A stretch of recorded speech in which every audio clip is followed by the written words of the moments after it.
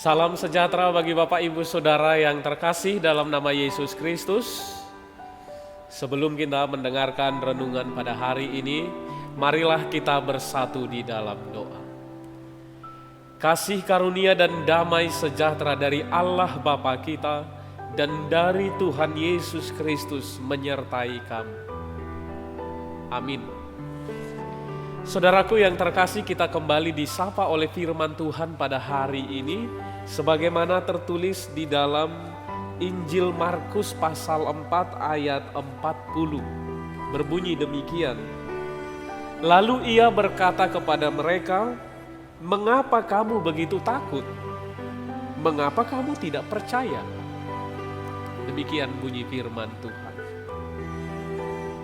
Ada lagu Kidung Jemaat nomor 440 berjudul Di Badai Topan Dunia.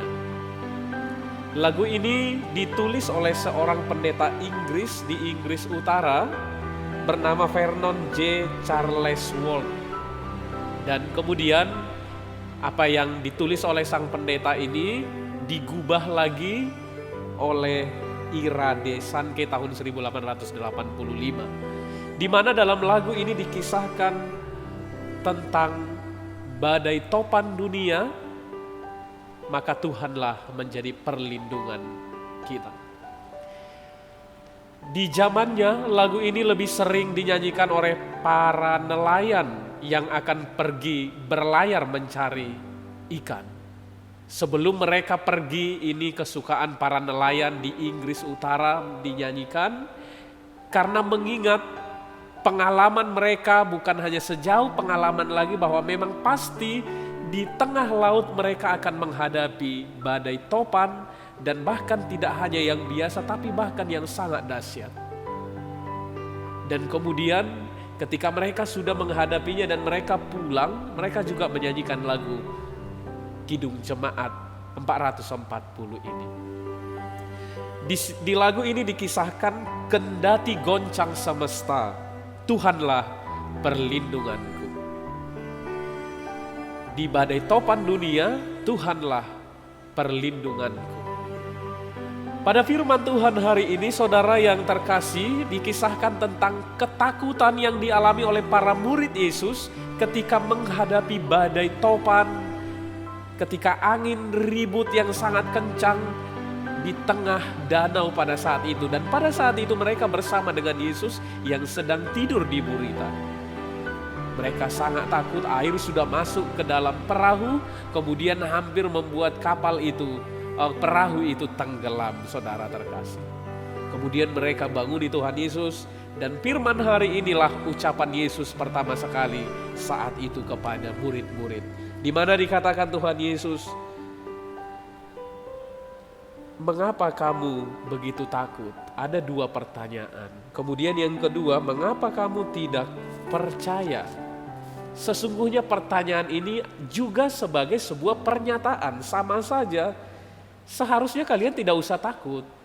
Dan seharusnya kalian tidak usah takut dan seharusnya kalian harus percaya kepadaku. Saudara yang terkasih, takut bukan istilah yang jarang kita dengar. Dan sampai sekarang kita masih menghidupi rasa takut ini. Padahal kita percaya dan kita bicara bahwa kita percaya kepada Yesus Kristus. Tapi terus masih mengedepankan ketakutan. Sama firman ini menyapa kita. Mengapa kita masih takut? Mengapa kita belum benar-benar percaya?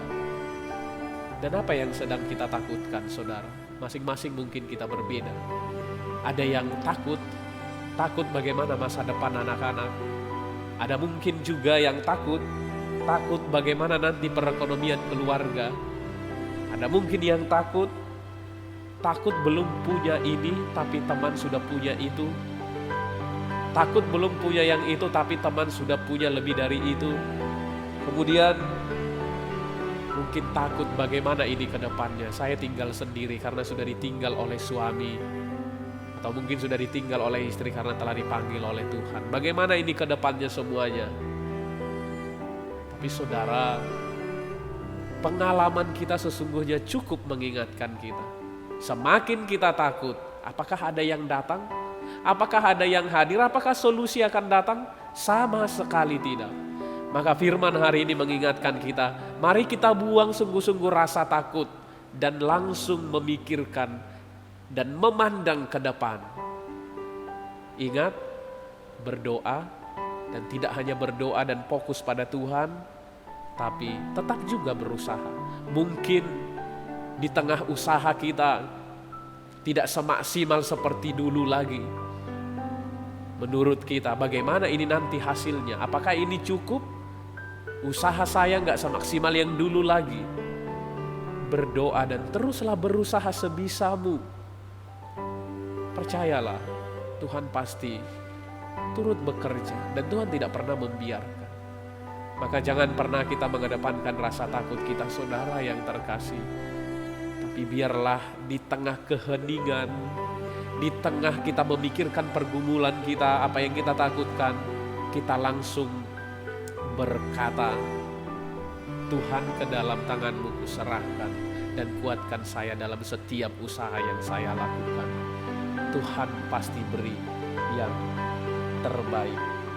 Kiranya kita tetap semangat, bahkan di luar dari kemampuan kita pun yang akan kita hadapi. Dan sudah kita analisa benar-benar sepertinya tidak mungkin. Tapi kenapa kita harus terus melangkah? Karena bagi Tuhan tidak ada yang tidak mungkin. Maka biarlah kita berserah penuh kepadanya. Tetap semangat saudara, Tuhan memberkati kita. Amin. Kita bersatu di dalam doa.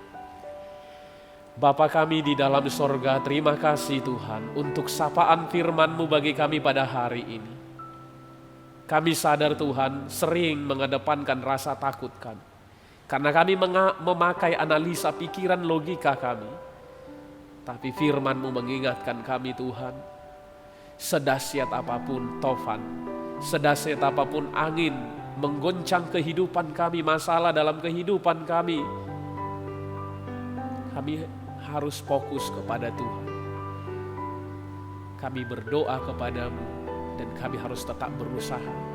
Dan di sana Tuhan tetap bersama dengan kami terus. Jangan biarkan kami semakin tenggelam. Jangan biarkan kami semakin mundur karena rasa takut kami itu. Tapi biarlah kami tegar karena Tuhan bersama kami. Berkatilah jemaat-Mu Tuhan hari ini. Berkatilah setiap pekerjaannya dimanapun. Kiranya Tuhan limpahkan rezeki dan jauhkan dari sakit penyakit. Dengarkanlah doa kami Tuhan. Dalam nama Yesus Kristus kami bersyukur kepada-Mu. Amin.